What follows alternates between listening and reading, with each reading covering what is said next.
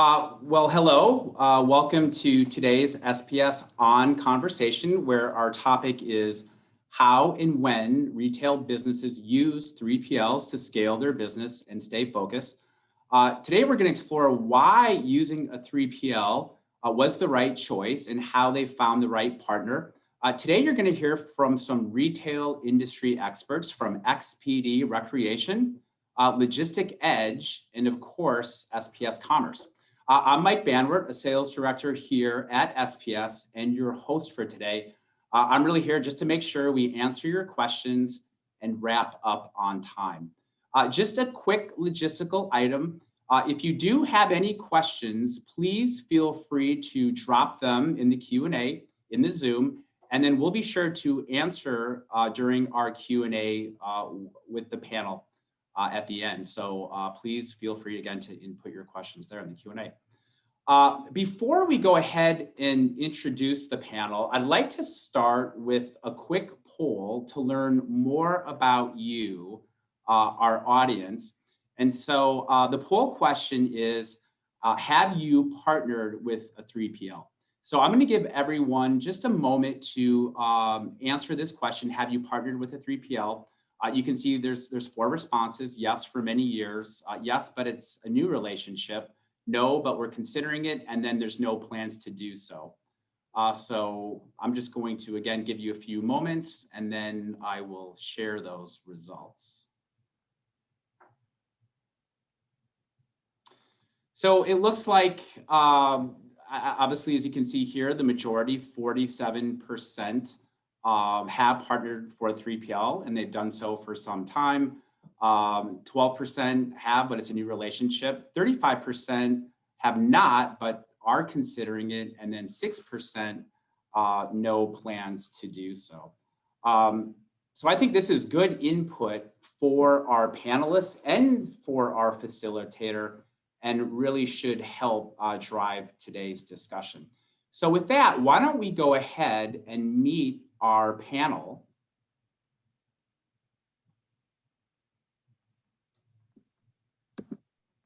So I'll let the panel come up here so they're visible. So it's my pleasure to introduce first, starting with Jeff Newkirk. Jeff is Vice President of Operations at XDP Recreation. They're a leading manufacturer of swing sets. Also my pleasure to introduce George Hines. George is President of Logistic Edge, a 3PL based in Southern California. So with that, I'm going to go ahead and pass it over to Jesse Halloran from SPS. Jesse will be our facilitator for today's discussion. Jesse, please go ahead and take it away. Thanks, Mike. Honored to be the facilitator of what will be a great conversation. George and Jeff, thanks in advance for your help with this important topic. Maybe to get things started, I'd love to have you both introduce yourself and your companies a little bit more. Jeff, if you don't mind, let's go ahead and start with you first. Sure. My name is Jeff Newkirk. I've been in the industry of sporting goods, housewares, and toys for the last 37 years. I currently serve as a consultant with several companies, but my main role is with XDP Recreation. It was started about 6 years ago with 2 very good friends of mine. We had grown up in the sporting goods business when we got out of college, worked together for 10 years for domestic manufacturer of fitness equipment called DP Fitness out of Opelika, Alabama, and just kept in touch over the years. And they asked me to come in and really help with anything from sourcing to, the warehousing, how to set all this up, where they are more experts in the actual sales of the product, and they've existed in this space for a long time. So that's my role with the company, and that's what I do for them. Thanks, Jeff. Bringing a lot of experience. We joked before, but if you could teach me how to build a play set that in a day instead of a couple of weekends, that will be much appreciated, because maybe more about my own skill set than the instructions. We've simplified it a lot, believe me. That's great. Thanks, Jeff. George, how about yourself? Hello, everyone. My name is George Hines. I'm the president of Logistic Edge. We're a third-party logistics company, 3PL, based in Southern California. We've been a long-time logistics partner with SPS Commerce. We have a lot of customers in the outdoor products and sporting goods space. So our relationship goes back almost 15 years with SPS, and XDP. Our relationship goes back several years as well. Our main focus is on retail fulfillment, both in the B2B channel, business to business, brick and mortar, and also the B2C channel, business to consumer, also drop shipping, e-commerce. Omnichannel was a buzzword a few years ago, I think still exists. So we really focus on the retail space and helping customers like XDP and utilizing the technology and integrated solutions from SPS to accomplish what we do. Thanks, George, and thanks for your partnership. I'm sure you've seen a lot of changes as it relates to fulfilling orders with the shift that we've all seen in the retail industry the last few years, especially. So now that we've been able to learn more about yourselves, you are both partners with SPS Commerce, but you've been partners together for quite some time. Jeff, can you share a bit about the services that Logistic Edge provides to you and what you've been able to outsource to them? Yes, basically they do it all from a warehousing and shipping standpoint for us. As George mentioned, most retailers now are omni-channel, which means they not only want to sell the goods in their stores, but they also have an online presence. And obviously the top three are, Walmart, Home Depot, Lowe's. You could name all the retailers have some sort of presence online, some much stronger than others. So you've got to be able to service both sides of the business, and they're both handled logistically different. So when you look for a 3PL, you've got to be able to select somebody that you can scale up with as your business grows, and also be able to handle both lines or channels of shipments outbound. Many retailers like a direct-to-consumer shipment off their website orders. And of course, we have to handle the brick and mortar orders that go through their DCs and then onto their stores. But in a nutshell, George's company, Logistic Edge, they not only receive in the goods from overseas that come in, put them in stock, they also prepare all the pallets according to the loads, the orders that we get, and everything is basically automated. And that's one of the reasons that we selected them.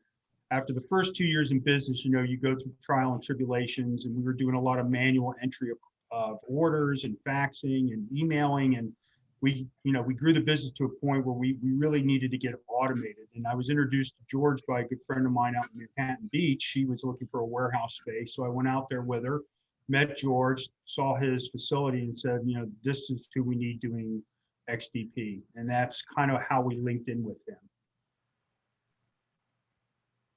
Thanks, Jeff. And George, maybe from your perspective, anything additionally you'd want to add? Or Jeff mentioned the manual processing. How do you leverage EDI in making sure that your process is automated as possible?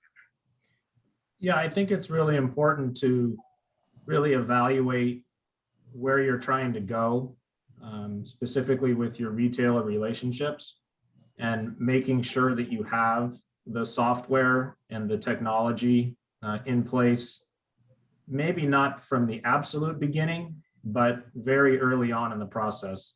I've always found it to be really crucial to sort of the year-over-year growth that you would hope to achieve, like in the case of XDP, revenue increasing 2x, 3x year over year.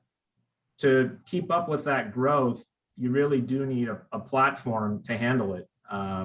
So having some type of order management system, or even a WMS, or even a full-fledged ERP, having those software tools available to you, and then really connecting or plugging in platforms such as SPS Commerce is really critical to the success. The capacity of any given warehouse is obviously important, but to my mind, as important or maybe more important is your ability to keep up with the order flow and the day-to-day basically information that you're going to be hit with, especially if you get on a large replenishment program or you have lots of drop ships. It's really crucial to have sort of a good structure in place pretty early on, and not wait 4, 5, 6 years in and you're trying to support 42 Walmart DCs and 4,000 stores using spreadsheets. It will quickly overwhelm you, and I've seen it. So to the extent that we can help offer guidance, that's what we try to do. Thanks, George. It sounds like scale, making sure that you can automate as much of the process as possible when you really start to get that order volume is a few of the business triggers that you've seen in your experience when suppliers turn to a 3PL to help with fulfilling those orders. Jeff, anything from a supplier perspective, just based on your experience, that you would want to add in terms of when is the right time for a supplier or manufacturer to partner with a 3PL? Well, I've been through this a couple times, and in fact, when I was vice president of sales for a company out of Toronto, Canada, that had a significant amount of business in retail. That's when I kind of really got to know what a 3PL warehouse facility does. Many large companies still own their own warehousing facilities and have their own internal teams doing this. But for a small entrepreneurial company, if you're trying to grow your business to 10, 15, $20 million, most of your efforts really need to be in the marketing and sales effort more so than the logistic efforts. And the fact that if you're dealing with brick and mortar retail, as everybody knows, there's no standard operating procedure in the industry. So everybody operates differently. Walmart operates differently than Home Depot, and they operate differently than Blue Stem Brands, and it goes on and on and on.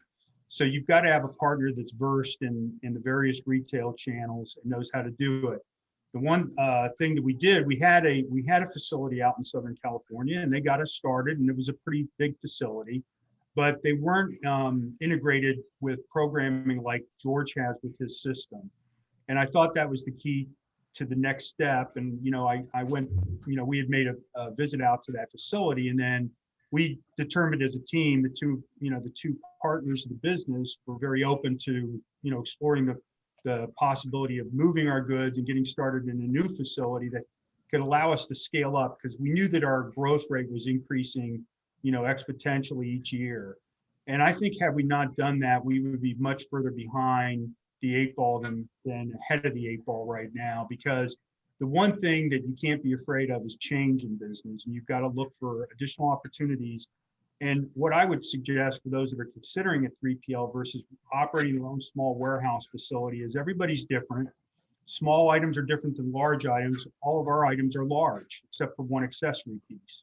So we need somebody that can handle and have a lot of room to dedicate to the amounts of units that we bring in during the year. With peak seasonal, availability starting in January onward, we've got to have space to grow. And George has that. And the other thing you have to consider is how much time, because I think, to me, time is a cost. Time is a very, very valuable asset that cannot be wasted when you're managing companies. And you have to be able to dedicate the time where you're going to get the growth. Let the experts do the logistics stuff. You concentrate on your product development, your marketing, and your sales efforts within those retailers, and you'll grow your business quicker. And everybody gets worried about the cost of a 3PL, but I can tell you at the end of the year, if you did an analysis versus having your own, employing people, buying tow motors, putting in racking, having an IT guy on staff that handles an internal, EDI system and computer system, that the 3PL, in my mind, for most small to medium companies and even larger ones, is really the way to go, because you can't measure it in terms of gross dollars a year. Like when you look at your balance sheet, oh my gosh, we're sending George X amount of dollars per month. But at the end of the year, when you look at it, it's really a percentage of the overall operating expense. And there's a range in there that you have to determine what is the right range for my product line and my company. And that varies from company to company, depending on how many people are involved. We happen to have a very tight-knit group of people that manage this company. We don't need a staff of 12 or 14 people. We can do it with 5 or 6. And the reason we can do it with 5 or 6 is because we do have a really good facility in Logistic Edge that takes care of everything. We don't prepare pack lists or build ladings anymore for the most part. We have a few customers we still do that with. But Everything else is done through that system that George has in place. And that streamlines everything from a communication standpoint. When the orders come through SPS, we have the ability now to forward each order based on availability of product in his warehouse as to what we want shipped. And we implemented that through the help of SPS because this year has been difficult with COVID because it threw a big wrench into the supply chain solution coming from the Far East, which is where our products are made. We'd love to make them here, but our source is the Far East. So with the COVID and the transportation and the port shutdowns and everything else we've been through over the last 12 months, even though we front loaded the inventory, the sales were so good, we quickly went through that inventory. We're waiting on container arrivals, but the transportation problem limits us until we get inventory into the warehouse. So SPS with the forwarding feature in their system allows us to just forward to George. When we know we have inventory, we forwarded those POs out, they take it from there. Thanks, Jeff. George, maybe from your perspective, given how many different suppliers and manufacturers you've partnered with over the years, what are maybe 2 or 3 questions that a supplier or manufacturer definitely needs to ask a potential 3PL partner if that's something that they're exploring? Yeah, I think the first one definitely has to do with the retailers or trading partners that you're working with. We really do try to focus our efforts on it's a pretty big group, but it's not the whole entire list of retailers. So, we happen to do a lot with Walmart and Sam's Club. We're very familiar with Target and Costco and Dick's Sporting Goods and just about every big box retailer. But depending on your particular product or vertical, you're really going to want to make sure that the 3PL that you're utilizing has experience in working with that retailer, their label requirements, what their routing looks like, the carriers that they use, all the day-to-day things that you'll be responsible for. From the 3PL perspective, you want to make sure that the experience is in place. Another thing that I think is really important is, and it goes back to what I first mentioned a bit ago, what systems are they using? What systems are you using? Are they compatible? How much integration can there be or not? It really is important to have a solid foundation, and that really starts with whatever system you want to use. It doesn't need to be overly complicated. We have several customers who move large volumes of merchandise, and their accounting platform is QuickBooks. That's perfectly fine. They just need to make sure that they've got something else in place, like SPS Commerce, or something else that can handle their EDI transactions and their communications with their warehouse provider. So it's not to say that you have to spend the most amount of money on your systems, but you do need to have the capability, and the capability needs to be there very early on.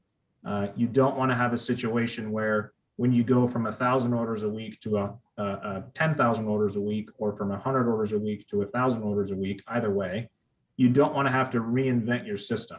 You don't want to have to come up with something new. So if you're starting out on spreadsheets, you want to think optimistically that your order volumes are going to go up 5x, 10x. So then you just need to think to yourself, okay, if we're doing 5x or 10x the order volume, can we still do this on spreadsheets? And I think the answer for most people would probably be no. And so I would really urge them to have a conversation regarding the retailers and the experience that they have with that base, and then also what the systems are and the compatibility. Because although EDI is considered a standard, in other words, there's a standard 850, there's a standard 940, there really is a fair amount of nuance out there. So it's important to dig into those details as early on as you can in the relationship. And frankly, spend the time, spend the money, have the conversations, and give yourself plenty of time to figure that out. I've seen unsuccessful relationships come about because the customer is really adamant to place a bunch of product in the building. Meanwhile, the systems piece that I've just been speaking about is not ready. and you can't print the labels, you can't scan the ASNs, you can't stay on top of the orders. And if you have one without the other, it may work in the short term, but it won't work in the long term. So those are really important steps.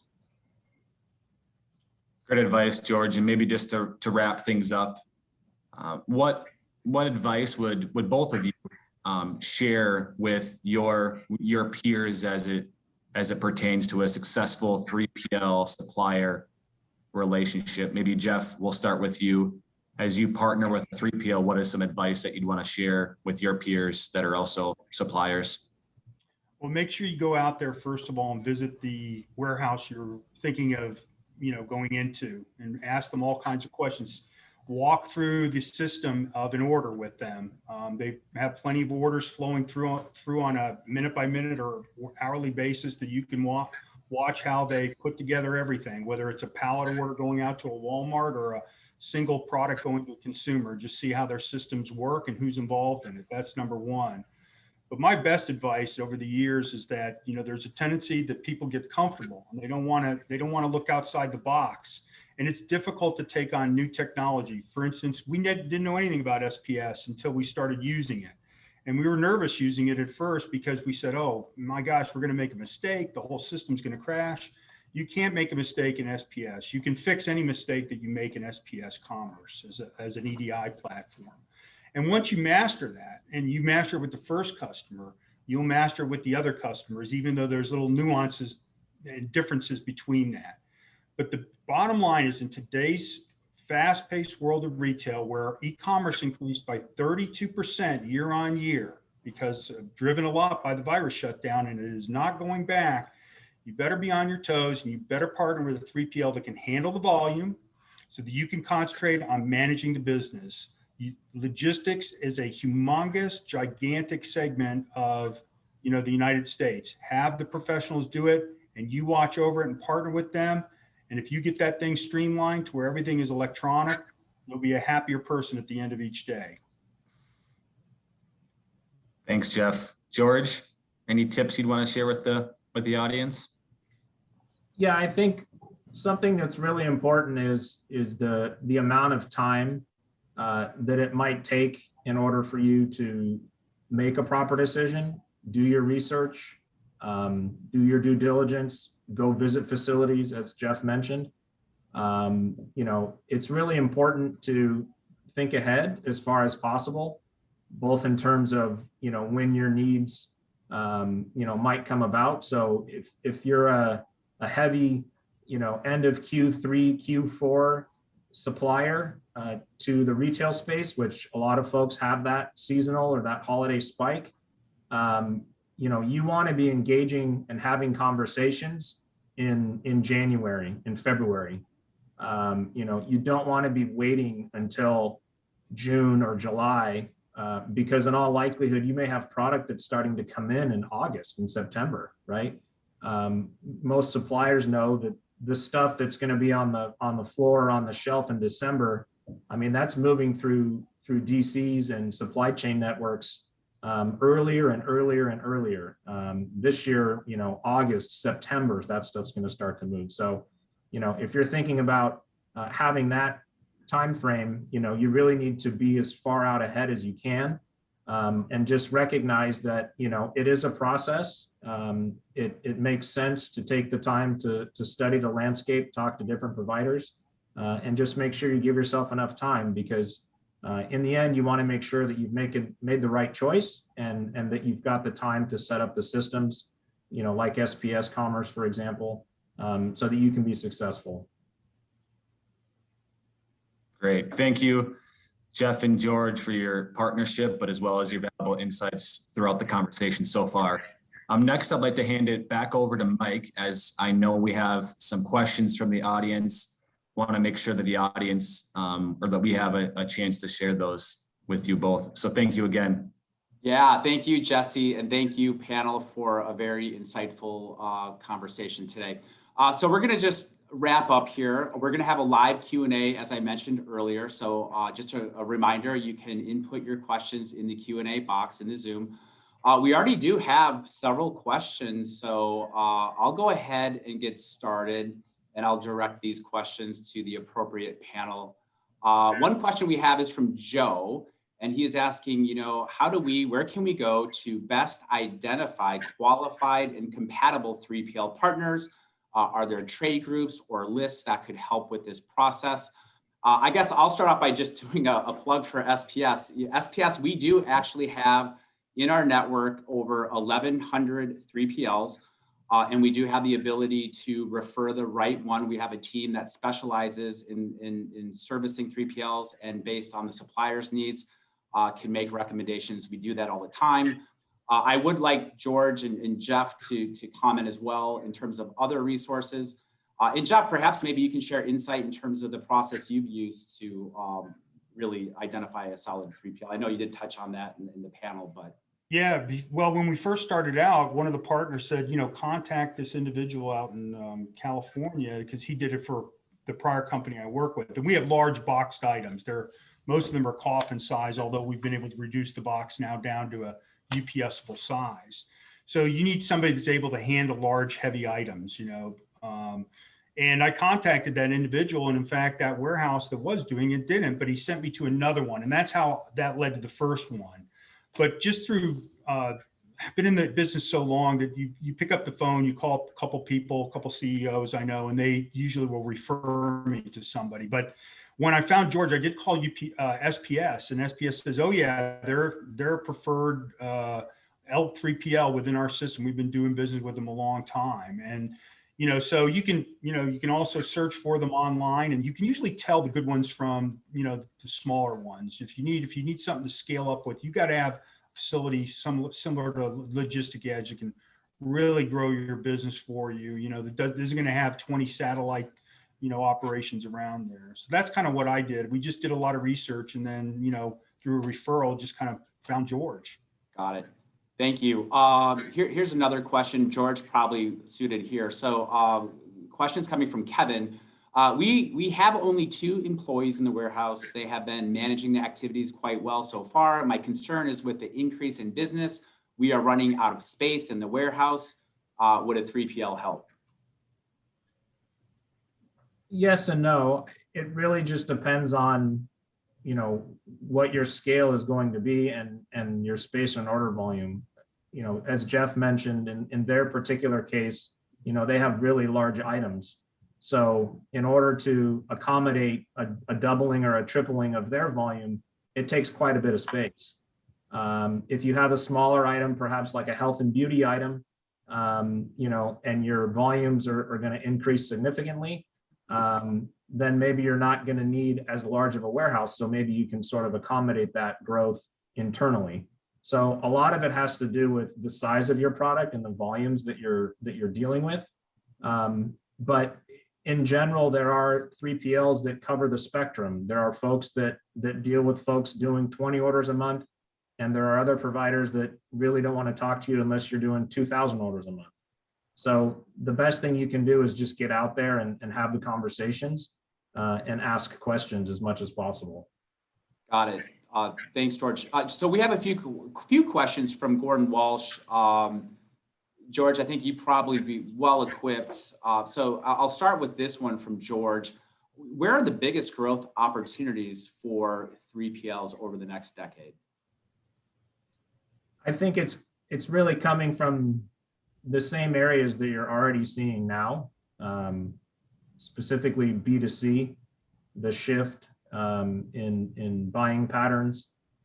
Jeff alluded to it a while ago in this panel. I don't think that will entirely reverse itself. I think people have really gotten used to the fact that they don't have to leave their house, even when they can. Obviously, in some circumstances in the last 12 months, you weren't able to. But moving forward, I think people have really embraced the B2C, and I think those opportunities will continue to present themselves. I'm also a believer in the B2B channel, frankly. Maybe I'm an outlier, but there's a lot of Walmarts, there's a lot of Costco's, there's a lot of Targets, and there's a number of people and families who enjoy the experience of going to those stores. It's an outing, if you will. So I think that there will just continue to be a lot of volume moving through both of those channels. And that's just in the retail space, right? So there's a whole other segment of the 3PL industry having to do with industrials, specifically automotive. The automotive industry is a huge user of 3PLs. Jeff and I's world is more in consumer products and retail, but there's a whole host of other verticals out there that are big buyers of 3PL service. Got it. Thank you. Here's another one. George, Jeff, feel free to dive in here though.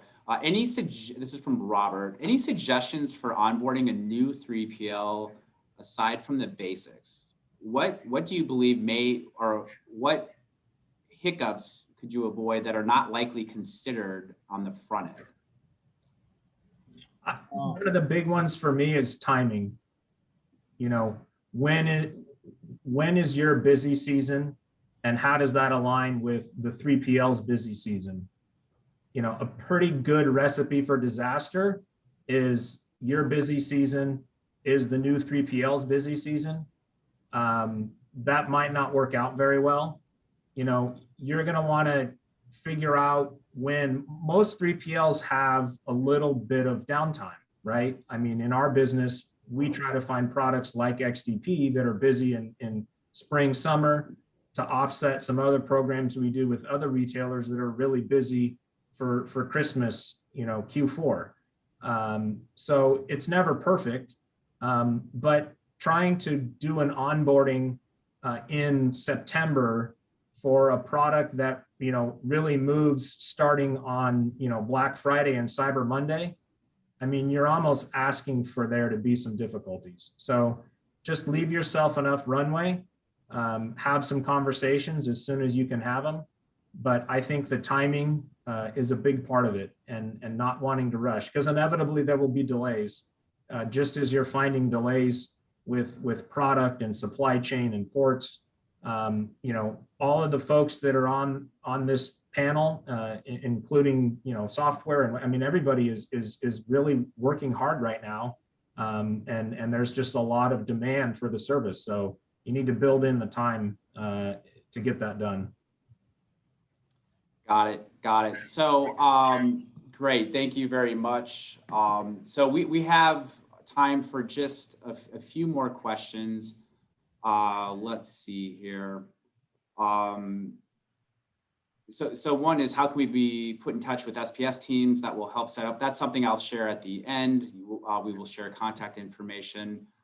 So I think what we're going to do, for those of you that have questions, I will make sure we have all of your contact information. So we will be in touch with you to make sure that we can get those answered. So our time is up, and that's our conversation for today. I want to thank everyone, especially George, Jeff, and Jesse, for a lively discussion. And, you know, we hope you got a tip or two from today's discussion. So watch for an email from SPS with a summary of today's conversation and an invitation to take a short survey about the event. As a thank you for completing the survey, we'll send you a $5 Starbucks gift card. If you're eager to fill that out right away after the event, you can find the link to the survey in the chat. If you'd like to learn more about EDI integration with 3PLs, or want help directing you to a few qualified 3PLs, again, as I mentioned, we have a network of over 1,100 3PLs. You can please reach out to Megan Becker. Her contact information is on the screen. So again, thank you for joining us, and have a great day.